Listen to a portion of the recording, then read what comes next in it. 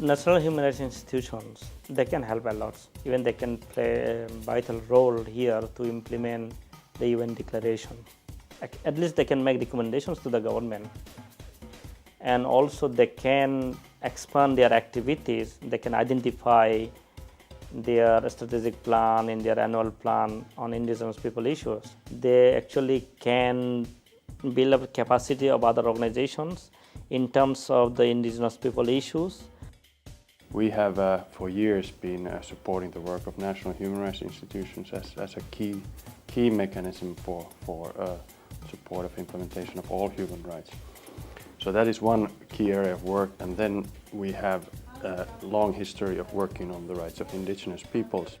So these two key areas of work are of course interconnected, and we want to make sure that this work, the thematic work we do on indigenous peoples' rights, is reflected in the work that we do with national human rights institutions, and they are a key tool in the implementation of the declaration. So it's a natural area of work for our office.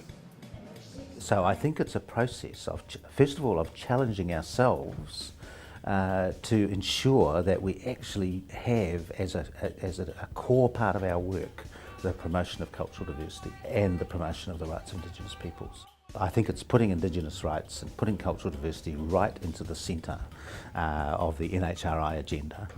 And for the average Indigenous person, their Indigenous rights to culture, their Indigenous rights to language, their Indigenous rights to land, their Indigenous rights to self-determination are as important, and probably more so, than the narrower issues of discrimination. We're established under the Paris Principles, which gives us independence from government. I keep on reminding people our job is not to make governments happy. Our job is to ensure that Australia complies with what its own stated international obligations are, and also how those international obligations impact here in Australia. For me, my particular area is Aboriginal and Torres Strait Islander people. National institutions need to take the time to understand the human rights issues facing Indigenous people in their country. They should take time to build trust and relationships with Indigenous communities, which sometimes are suspicious about engaging with official institutions. Sometimes this will require national institutions to find new ways of work that take into account the cultural differences of Indigenous communities. One important factor is having commissioners and staff who reflect the diversity of the society itself. Well, I'm Paula Pirahi. I'm a kai whakarite, and basically that's a Māori manager within the Human Rights Commission. Our role within the Commission is to advise the commissioners, the managers, the executive director, and anything to do with engaging with Māori. We also give advice around the policy work that's done within the Commission. I think for one, the staffing should be in any national human rights institution to consist of people who know the issue. Issues can be learned, and I think it's so important that there is that interest and that concern. Sometimes I tell my staff, they say kasian, which means pity. And I said, pity is not the right word to help Indigenous peoples, it's the right.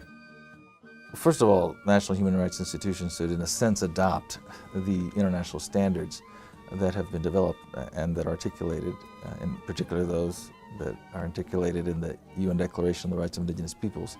I think they should adopt these as their principal guide to address Indigenous peoples' issues, and have those those standards well incorporated into their work methods. Secondly, I think human rights institutions should adopt a principle of dealing with Indigenous peoples through their own representative institutions, and respecting decision-making of Indigenous peoples through those representative institutions. If national human rights institutions are able to do that, I think they can really move forward with addressing problems that Indigenous peoples face on a global scale.